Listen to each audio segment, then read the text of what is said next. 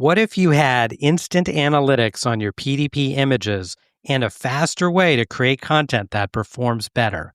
That's what we're diving into in today's episode, how top brands and retailers are using analytics and automation to stay ahead across retail media and the digital shelf. It's Rapid helps teams scale smarter. They analyze image performance, they help you create optimized assets for retail media networks and the digital shelf, and they integrate directly with PIM and DAM systems for seamless execution. Brands like Pepsi, Mondelez, and Instacart use It's Rapid to go beyond basic tools to uncover gaps in PDP and retail media performance by analyzing the images themselves, not just the count. Streamline banner creation across hundreds of formats for Amazon Ads, Walmart Connect, and other retail and social platforms, and launch high-performing content more than 80% faster across e-commerce and marketing channels. If you're buried in manual work or struggling to keep up, this episode and It's Rapid will show you a better way. Visit itsrapid.ai to learn more.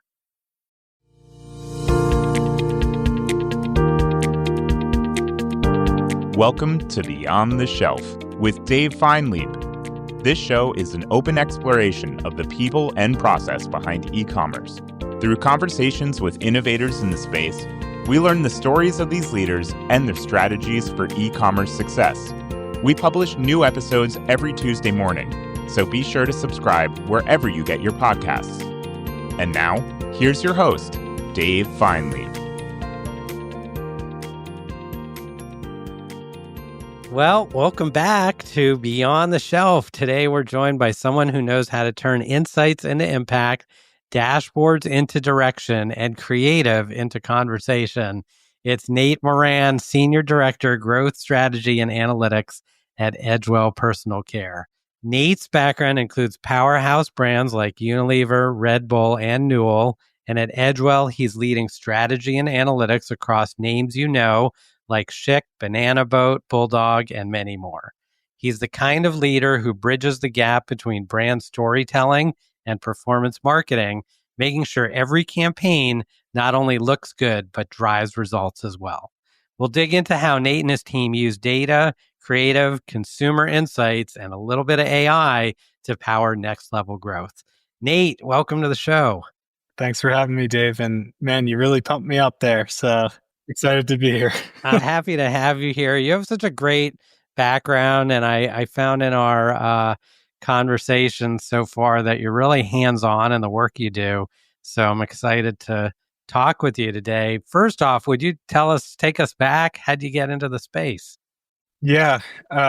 So it was a bit of a curveball early on. I actually started my career in aerospace and defense, believe it or not.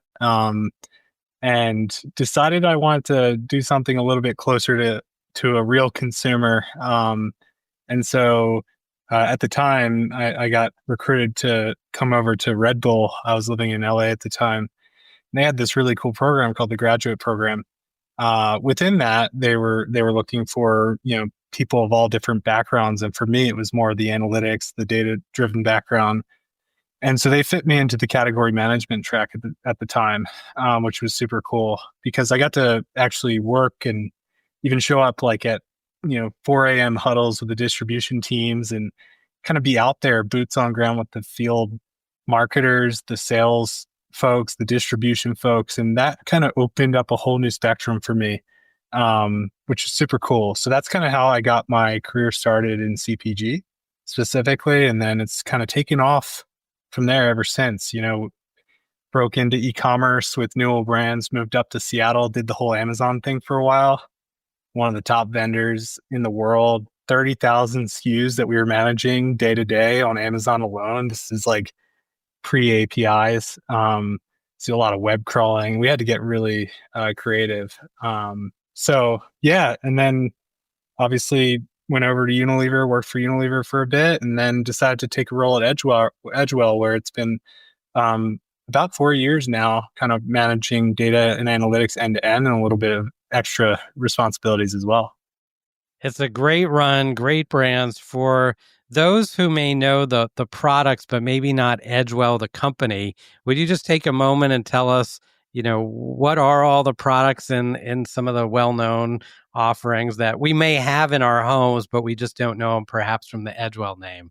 Yeah, absolutely. And I think when they reached out originally, I didn't even know who Edgewell was. But funny enough, it was an Energizer company that spun off their personal care brands about 9, 10 years ago. So you kind of listed a few in the beginning, Dave. Schick is a household brand. It's been around for a while. It's an iconic shave brand.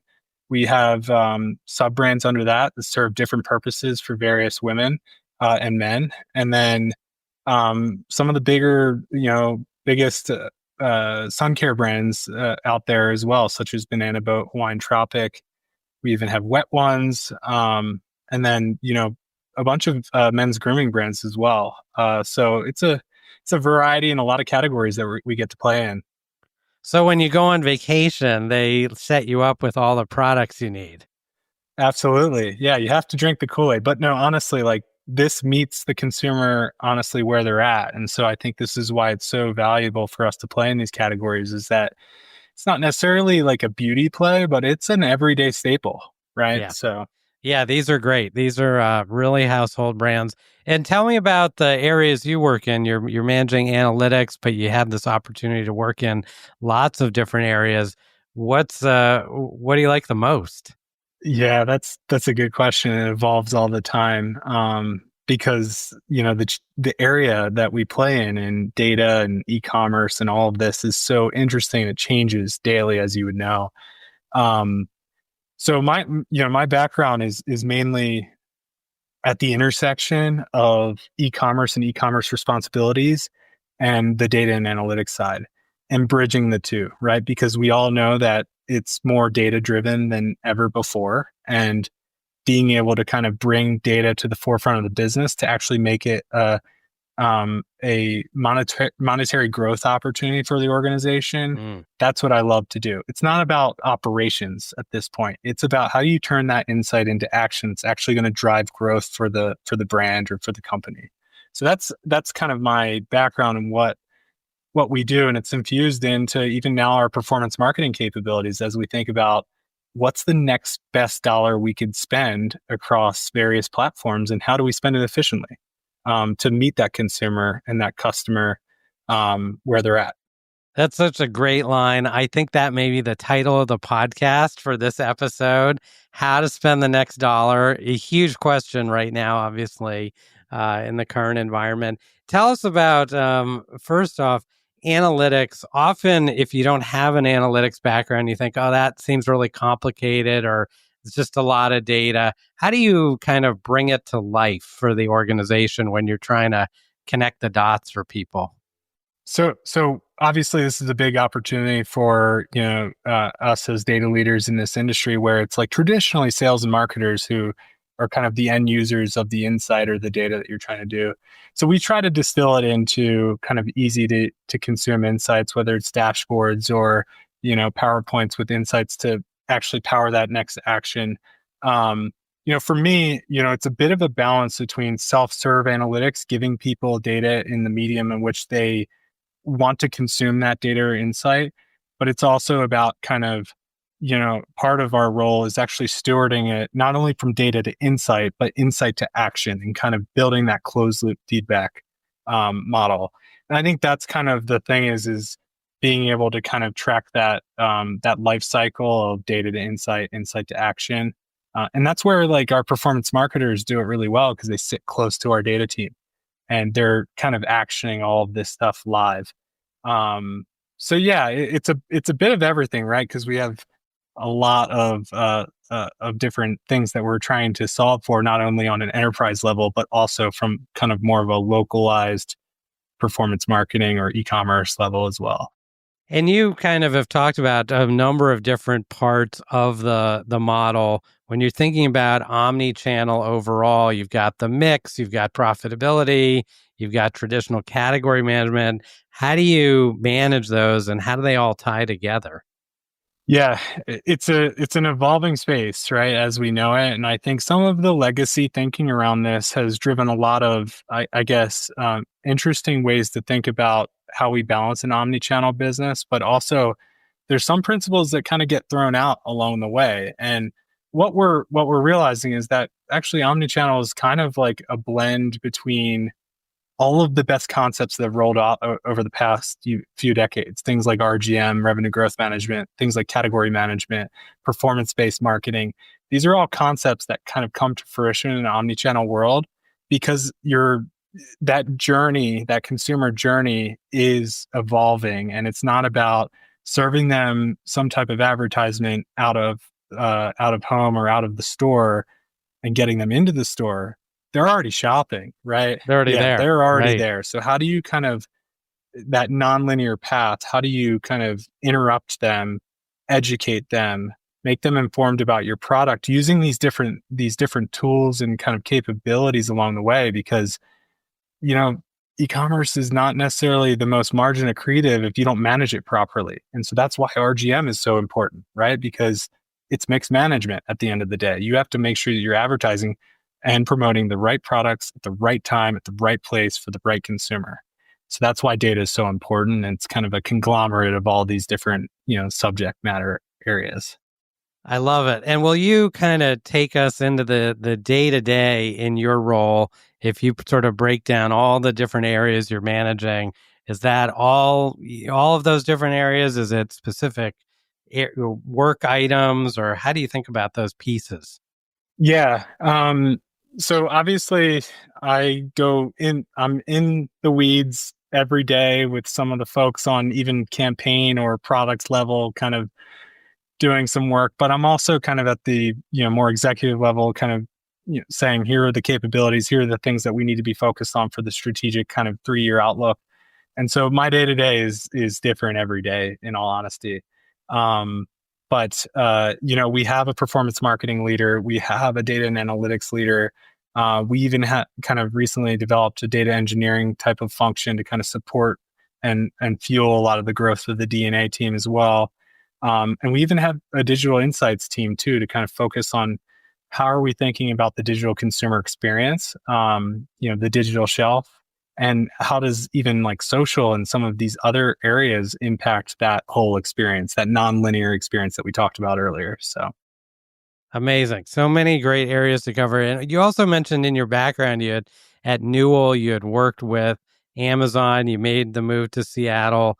Will you tell us about data in that context? So often we hear it's one of the most data-driven organizations around. And when you work with Amazon, you really want to know your data.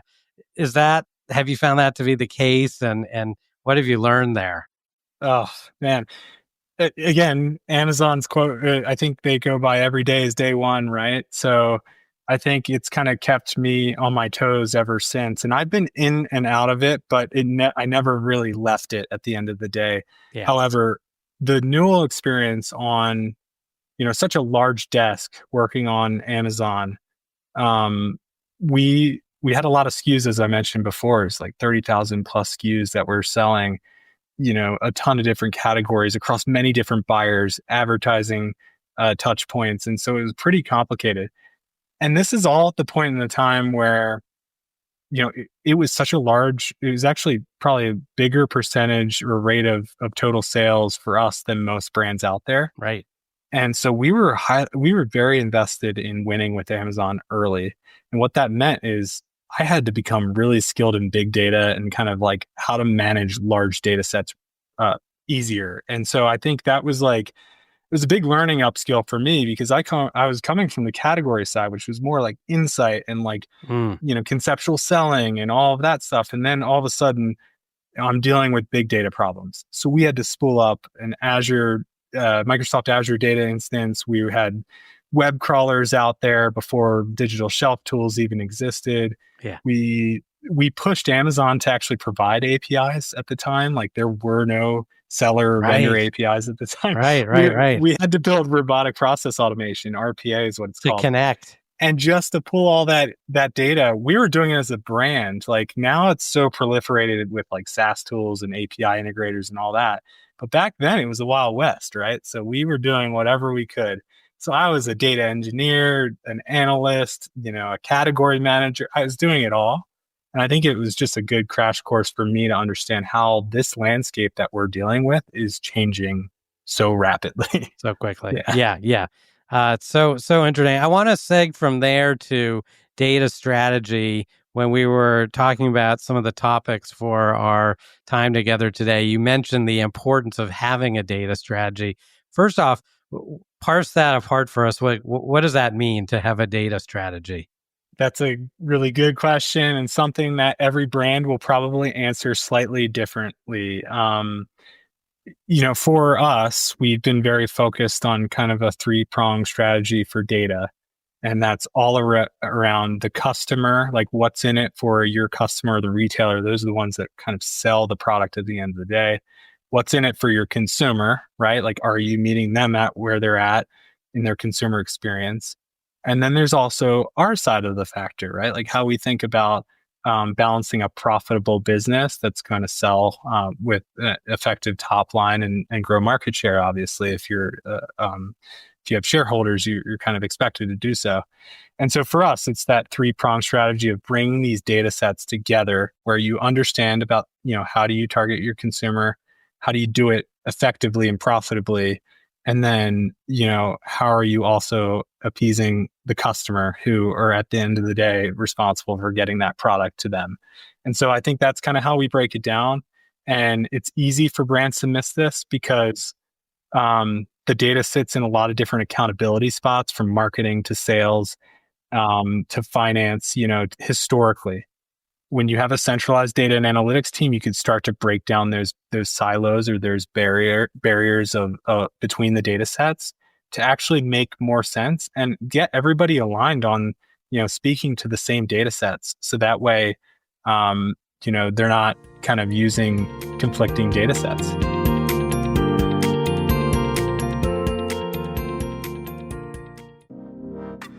This episode of Beyond the Shelf is brought to you by It's Rapid. It's Rapid is the platform Pepsi, Mondelez, Instacart, and hundreds of other leading brands and retailers use to build personalized content at scale. Whether that's images, videos, or product descriptions for their product detail pages, shoppable videos or banners for their digital ad campaigns, or sell sheets for sales enablement, brands that use It's Rapid are able to produce high-quality, on-brand content on average more than 80% faster than category competitors. To find out more, please visit itsrapid.ai. Makes total sense. So we've got these three areas. Now, one of the other things you often hear in customers is, I've got all this data, but it's in all these different places. Do I need to build a big data lake? Should I pick up the phone and call IT and say, listen, I need all my data in one place? Or how do I go about kind of having access to the data that I need?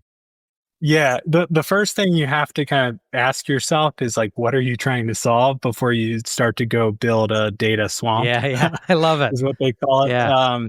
So, we're pretty cognizant of that from the start. Like, obviously, we want to own our data. We want to make sure that we have it. There's other reasons why, in terms of AI and kind of untapped potential, that brands should be thinking about maybe 3 years down the line, that I can touch on. But I think ultimately, going back to your question, is like, make sure you have use cases up front, because otherwise you're just building, into a black box for your end consumers of the data. But it's hugely important because there's a lot of data sets that exist in various platforms, and we see that with our ad consoles, how we advertise, back to how we attribute sales and growth targets through the sales organization. We're using Circana, like syndicated data sets. We're also using point of sale data sets. So we have integrators of data sets there too. So the power is when you start to bridge these data sets and be able to speak across the full P&L on where to invest that next dollar. And it kind of goes back to that thing that we were talking about earlier is, with e-commerce, the digital shelf has pushed us to think differently. Yeah. And, we have advertisers who are funding kind of the digital shelf in a way. You also have sales folks that are thinking about it from a trade perspective. So there's always this kind of conflicting viewpoint around this. But the reality is the brand that solves both sides of the P&L is going to be the one that wins. Will you kind of bring that to real life for us? So I've got the data, I've done the analytics, and I'm gonna go to the board and ask them to get the checkbook out for that next dollar or maybe that next thousands of dollars. What's an example of a case where you've been able to take some data and make a better decision on where to invest? We for sure have obviously a lot of instances that we're kind of taking, and it's real time, right? The teams are advising each other on these decisions to get acceptance and kind of move on. Um, I think we were easily able to kind of start to pull together our total sales and our advertising dollars together to not just like to break beyond that kind of ROAS. I mean, you see a lot in the space around incrementality, right? iROAS, incrementality. And so we've been able to kind of like use various measurement methods to kind of piece together the story of like organic and total sales and then advertising effectiveness and throw out the ROAS numbers that, you're kind of just relying on to drive effectiveness, but we get that focused on incrementality and top line. And so we kind of brought a lot of cases where we're looking at the online, like meaning like if we're looking at Amazon, like the online ROI, direct ROI, but then also using some MMM, like marketing mix analysis, to also kind of piece together the offline effect of like if we were to control for advertising search or advertising on search on Amazon, what is the impact to say Walmart and Target and all of that? That's where like marketing mix comes into play and being able to use that. So I think what we've been able to do is actually pull some of these various measurement techniques together, such as on-site incrementality, marketing mix models, and then even some of the marketing cloud stuff. So the clean rooms to actually understand and correlate where we have growth opportunities and bring that back to our leadership team. So sounds like my next company in the making right there. I like it. I'm super excited about that area. As you know, I have kind of this content and analytics background, so that's a great space to be working in. AI is everywhere. We read about it every day. Nate, where are we in kind of the evolution? Are we going up the hype cycle? We crossed over the top. We're in the chasm. Like set our North Star here. Where do you think we are? Oh, I wish I had the answer to that, as we all like. I feel like it changes. I don't know about you, but I feel like it changes. My perception, I feel like everyone else's perception changes around this topic. It's evolving. And even AI, again, we kind of go back to what is AI in the beginning, and it started with machine learning and kind of, that whole area of, more statistical modeling. It's broken through to generative AI, which is large natural language models. And now you have this new kind of era of agentic AI, which is breaking through. And I think that's going to be a game changer for a lot of brands or companies in general around, getting agents to do work for you around you on your everyday job. And I think that's kind of, each of these is at a different stage in that whole hype cycle journey. I was kind of thinking about this earlier is, we could be in the trough of disillusionment, like the whole chasm that you kind of mentioned before around, some of the generative AI stuff. It's like, okay, we've been pressed so hard to use natural language, but there might be a limited use case on how far you can take that. Maybe that's where it's, some of this agentic AI where it's, self-learning and kind of will iterate with you, the whole vibe coding moment, that's the new. And so I think we're in just the early stages of that one. So it changes every day. A lot going on. I really like that. That's a great way to think about it, is there's different areas within AI. And I think you're absolutely right. We often lump them all together, and they're at different stages in their evolution of the tech, and also in the adoption of what use cases are we going to apply them to.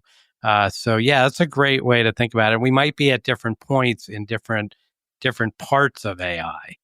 Absolutely. And every company is going to think about it slightly different, right? If you're a tech or a SaaS company, your interpretation of this is completely different than, say, a traditional CPG. I mean, I think a lot of CPGs are being pressed from the executive teams to say, what can you do with AI? But right. Let's unpack that for a second. Like, what does that actually mean? And I'm also excited about the agent part, whether that's doing work for you. There's conversational, just updating the interface to make the tools easier to access. And, how do I interface with the data? That's huge when you think about ease of use for, no more SQL queries. I just type in what I'm looking for and get results. So it's pretty amazing. Yeah, there's another one to add to the list too, right? Like something that's a hot topic for me, and I don't know if you and Scott talked about this in your previous podcast, but when you think about kind of generative BI too, like when you get to this point of true self-serve, democratized analytics, like is it just a prompt that builds you the dashboard as opposed to getting a BI developer to build the dashboard every time? We get a backlog and then you go through a sprint process and all of that stuff. And is that out the window here shortly? It's something we got to think about, right? And it goes back to why data ownership is key. Yeah. Owning your data and making sure that you have it stashed for that moment when AI can mine all of it. That's going to be key. Yeah, I do think you're going to be able to type in a prompt and, dashboard of the moment and build my dashboard on the fly. It's going to be pretty remarkable. So, yeah, exciting stuff. So I love this. We talked about different segments within AI. We talked about some applications and use cases. Really fun. The C-suite obviously driving us for AI adoption.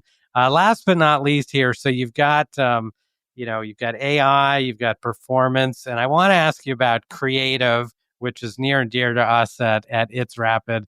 Where does that fit in, and brand storytelling and kind of the emotional content, I'll call it? Is that still part of the story?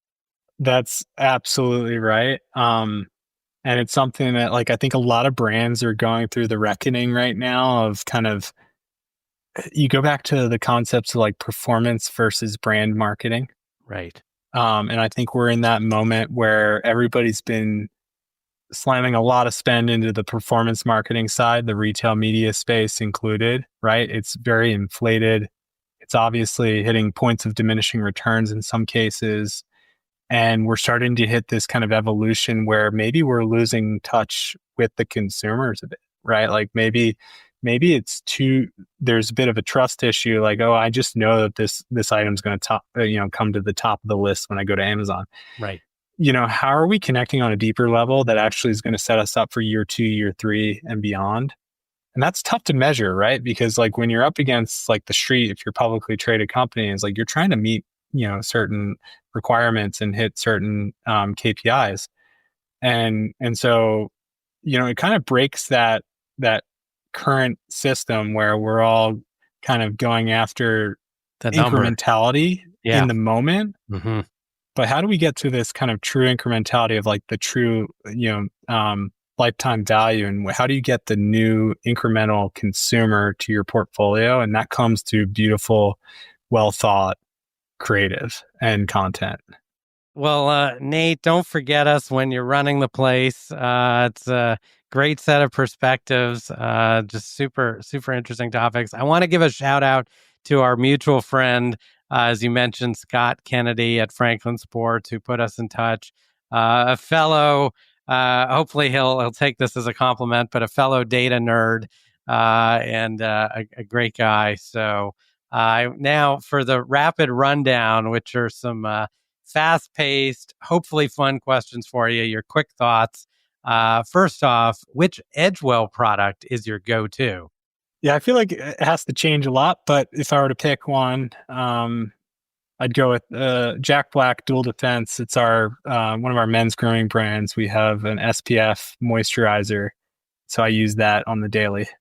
I love it. All right. Is there a brand you think is absolutely nailing it creatively right now, either in the Edgewell portfolio or somewhere else in the world?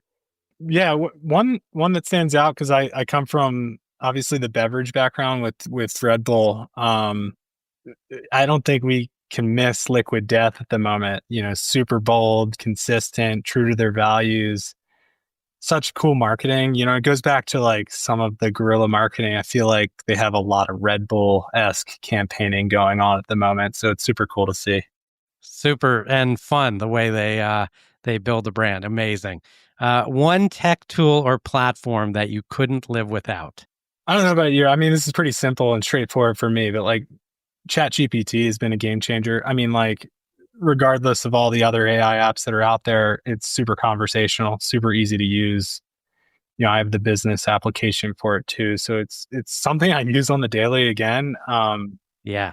And obviously there's other tools out there, like we use Snowflake on more the enterprise side. I don't think we would be able to be where we're at with our data strategy without Snowflake. So yeah, I'll give a quick shout out to them as well. All right, we'll put the two together. You'll have ChatGPT plus Snowflake, and we'll see what we can do with the data. Your favorite book, podcast, or creator recommendation?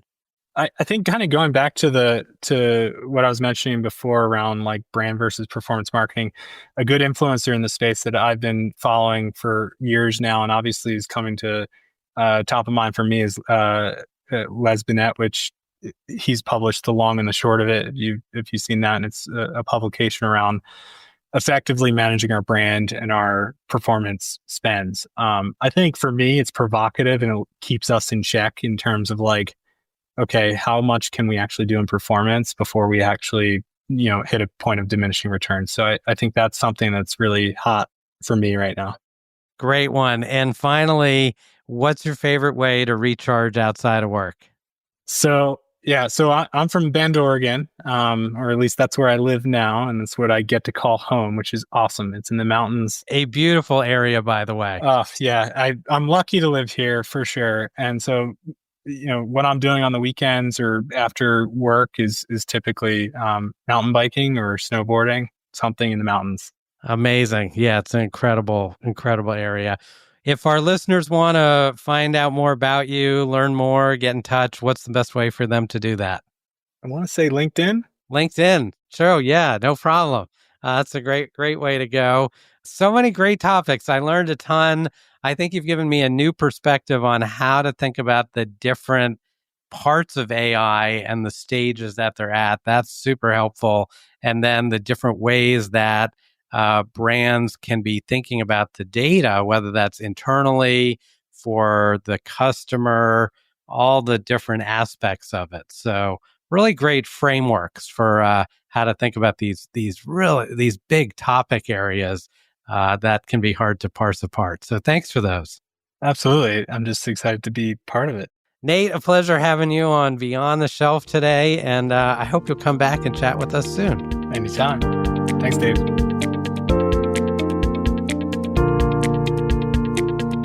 That's it for this week's episode of Beyond the Shelf. If you enjoy the show, be sure to like, subscribe, and leave us a review. It really helps us grow.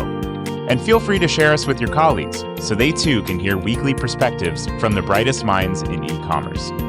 You can also check us out on LinkedIn, where we post clips from each episode, share Dave's takes on breaking industry news, and much more.